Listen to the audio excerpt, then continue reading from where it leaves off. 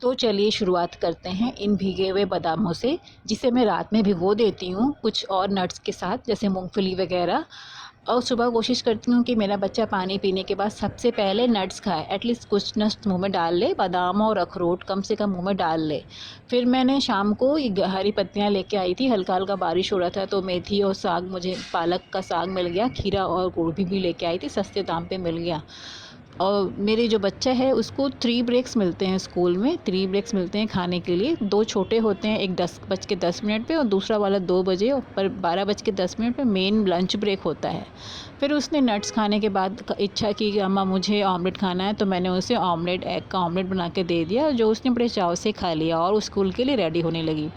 फिर उधर मैंने उसको स्कूल में छोड़ दिया, और जो मैं साग लेके आई थी उसको मैंने रात में ही बॉयल कर दिया था, क्योंकि आप जानते हैं जो पत्ते भीग जाते हैं या बारिश के साग होते हैं वो जल्दी गल जाते हैं। तो मैंने उनको धुल करके अच्छे से वॉश करके अच्छे से मैंने फ्रिज में बॉयल करके रख दिया था। अब बस मैंने छौंक लगाया तेल में, मिर्चा और लहसुन का, ऊपर से नमक डाल दिया है। फिर मैं दूसरे बच्चे को बिज़ी रखने की कोशिश करूँगी, क्योंकि पहला बच्चा स्कूल जाने के बाद वो थोड़ा इधर उधर करती है, तो उसको देखने के चक्कर में लंच को थोड़ा देर हो सकता है, इसलिए मैं उसे सैगो बना कर दे दूँगी। सैगो के साथ थोड़ा साबूदाने के साथ वो बिज़ी रहती है, उसके बबल्स के साथ खेलती रहती है और खाती रहती है।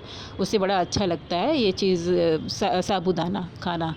तो उसको मैं गुड़ और दूध मिला के दे देती हूँ, जिससे कि वो खाती रहती है और बिज़ी रहती है। तो छोटी वाली साबूदाने के साथ खेलने और खाने में बिज़ी है। इधर मैं जल्दी जल्दी साग को सुखा लेती हूँ। जब ये सूख जाएगा तो फिर मैं इसको निकाल लूँगी एक बर्तन में और उसका लंच रेडी करूँगी। लंच में मेन राइस जाता है, क्योंकि बच्चा छोटा है, अभी 6 साल की ही है, दिसंबर में पूरी होगी 6 साल की, तो उसे रोटी वोटी खाने में दिक्कत हो सकती है। तो फिर मैं राइस ही देती हूँ। इधर मैं राइस को मैंने ले लिया, उसमें साग को आप देख रहे होंगे गार्लिक वगैरह मैश करके डाल रही हूँ। फिर उसके साथ दाल दूँगी, दाल डाल देती हूँ। दाल में मैं बहुत सी चीज़ें मिक्स कर देती हूँ।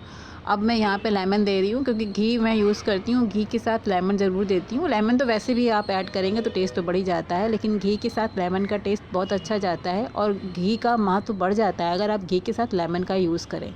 तो इस तरीके से अच्छा भी लगता है और हेल्थ के लिए भी बहुत अच्छा है। तो छोटी छोटी चीज़ें हैं जो हेल्थ के लिए बहुत अच्छी होती हैं और टेस्ट के लिए बहुत अच्छी हैं। इसके आगे बच्चे पिज़्ज़ा और बर्गर क्या खाएंगे? पिज़्ज़ा बर्गर एक दिन खा सकते हैं, 2 दिन खा सकते हैं, लेकिन ये चीज़ तो पूरी ज़िंदगी भर के लिए होती है। नीचे मैंने साबूदाना भी रख दिया है, थोड़ा दूध कम करके डाल देती हूँ गाढ़ा गाढ़ा, और उसे मैं दे देती हूँ। बस 12:10 पे उसका मेन लंच होता है। 12:05 में मैं या मेरे हस्बैंड कोई भी निकलता है और जा कर के दे आता है, वो तुरंत खा लेती है गरम गरम। ये दूसरे दिन का है।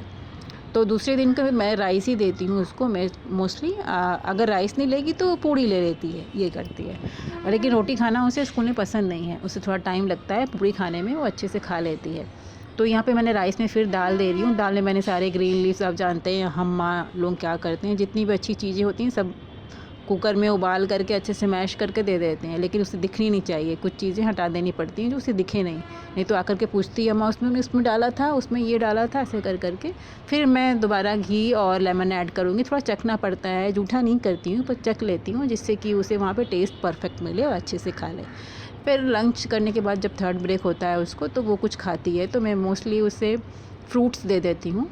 फ्रूट्स दे देती हूँ, जिस वजह से वो अपना ऑरेंज उसे पसंद है, खा लेती है। फ्रूट्स में पपाया भी पसंद है उसे, और गुआवा भी पसंद है। ये सब चीज़ें बड़े चाव से खा लेती है। लेकिन मैं उसे बिस्किट और टॉफ़ी और चॉकलेट्स नहीं देती, पर मैंने देखा है वो बोलती है कि अम्मा मेरे फ्रेंड्स ये लेके आते हैं, ये लेके आते हैं, चॉकलेट्स लेके आते हैं, बिस्किट्स लेके आते हैं।